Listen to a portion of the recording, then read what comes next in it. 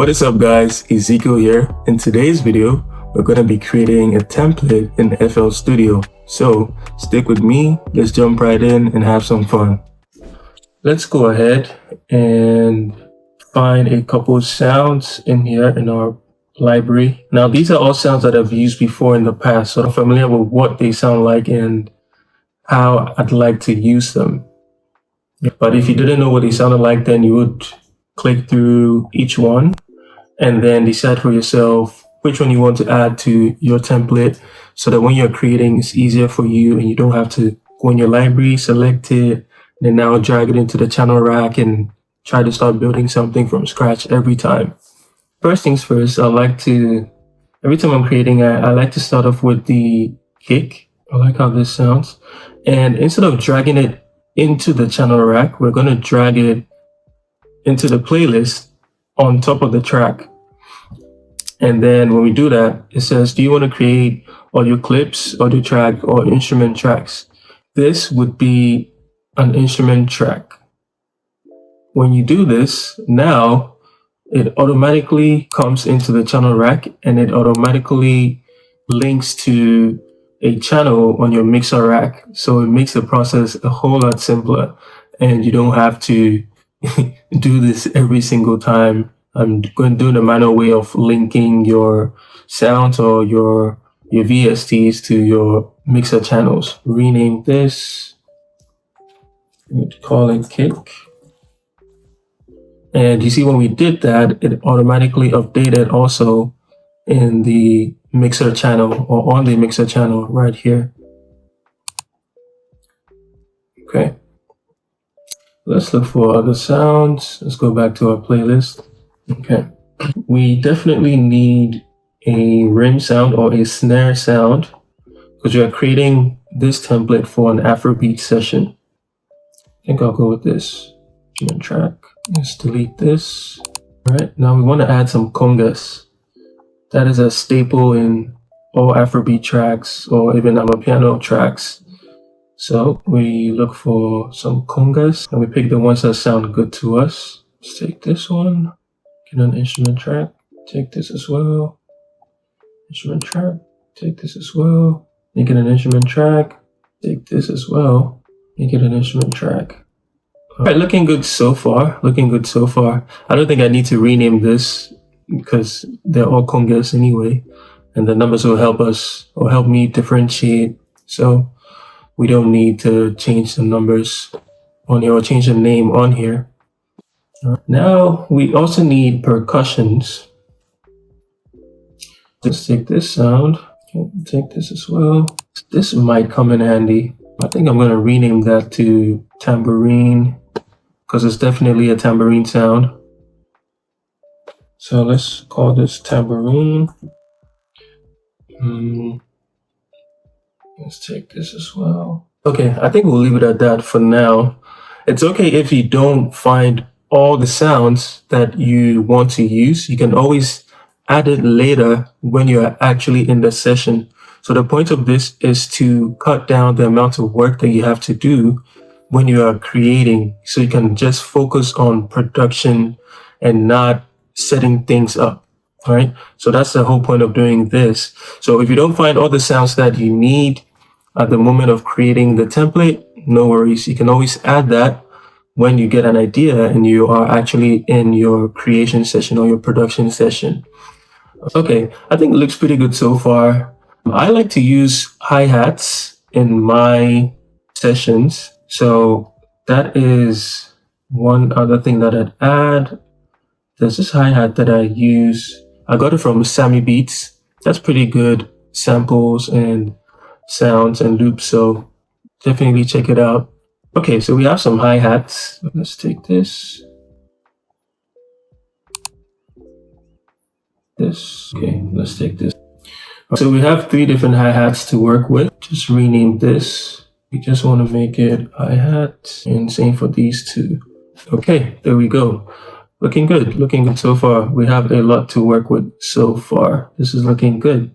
Now we want to add a shaker. We want to do that by going through our library, finding a shaker sound that we like. I'll just take this shaker and we will add this as an audio clip because we want it to be in our playlist as an audio clip. And we want to stretch this.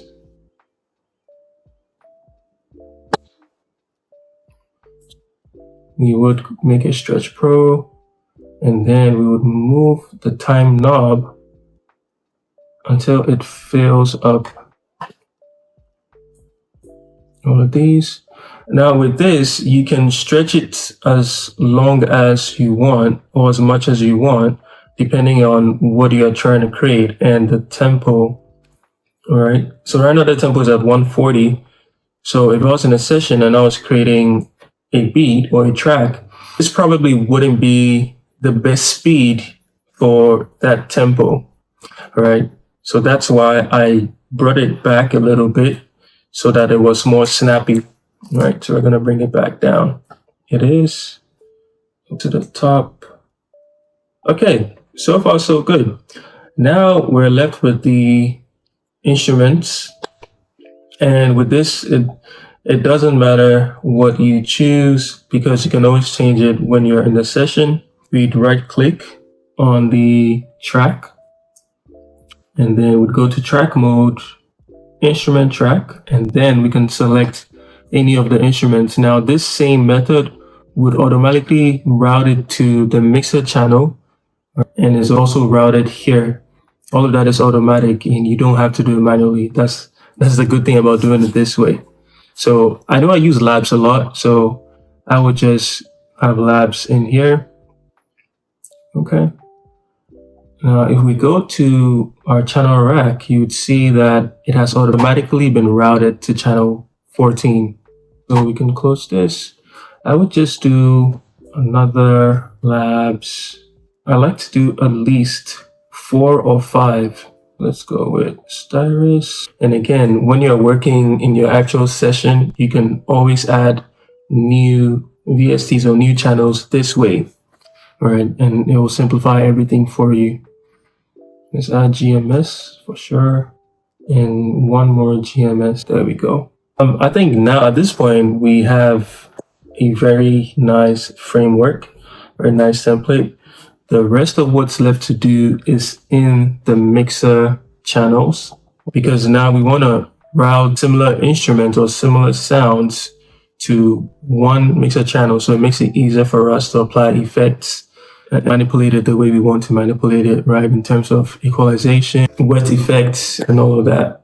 Before we do that, let's go ahead and apply colors to these and then group them.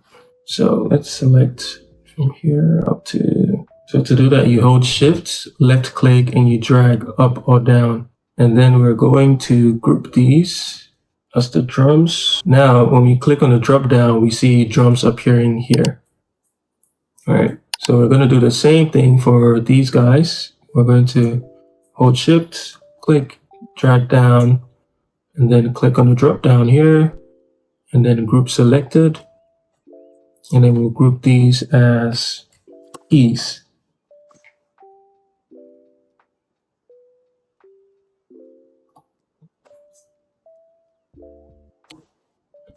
Let's add color as well.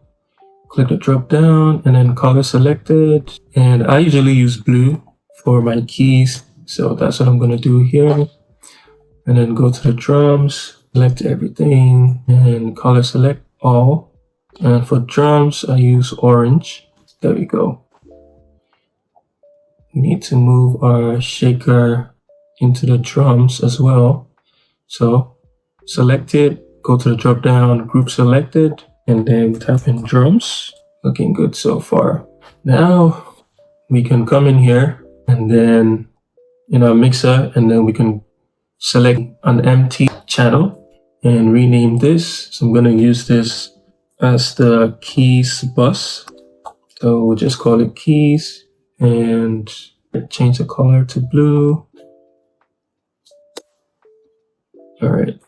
And we're going to dock this to the left so it comes all the way here. Now we're going to hold Command, left click and drag, and then we're going to right click on here on the keys channel, and then route to this track only. All right, so now all of our keys are routed to this keys channel. So we're going to do the same thing for our drums. Select a random channel, change the name. Let's make this drums. Change the color to orange, and then we would dock it to the left, and the same as we did for our keys. Select all of them, right click, route to this track only. And then we just verify to see that it's routed correctly. And it looks like it is. So that's looking good. And just to make things tidy, we can add a separator in between the different channels, so it makes it easy for us to differentiate. And so far, so good. So far, so good. I would just go ahead and add 2 more channels in our channel rack just for our bass, right? Our bass sounds. Okay, looking good. And the same as we did for the other channels, we're going to group this. And we're going to call it bass. All right. Now it has its own category. So now we have a category for bass, we have a category for drums, and we have keys, and they're all routed to the mixer automatically. So I just usually like to put parametric EQ and a limiter on each of my main channels, because I find that in every session I have to do some equalization and definitely some compression or limiting. So this would help to speed up that process. There's one more thing that I like to do for my drums. I like to go in there and then edit the envelope, right? Because I want it to have a fast attack, and I like to keep the hold at 100%. Just so when I'm editing it in my session, everything is easier for me. And then we change the tempo. So I'm going to do the same process for each and every one of these channels. It's worth it to do the work now, so you don't have to do it when you are creating your session. So you can just flow through your session. You can just focus on production and production solely. You don't have to worry about setup. Oh, and if you know a quicker way to do this, kindly let me know in the comment section, and I would appreciate it so much. A quicker way to create a box envelope for each of these channels without having to do it one by one, that would be great. And the final thing that I do before I save my template is I go to Tools, Macros, and then I switch all audio clips to Stretch Pro. This way, all my clips will always be in the right timing, regardless of how much I stretch them. They're always going to align with the tempo, and that's it. So now we have all of our instruments in, we routed them to the right channels, and the last thing for us to do is to save it. So we'd go to File, then we'd go to Save as Template,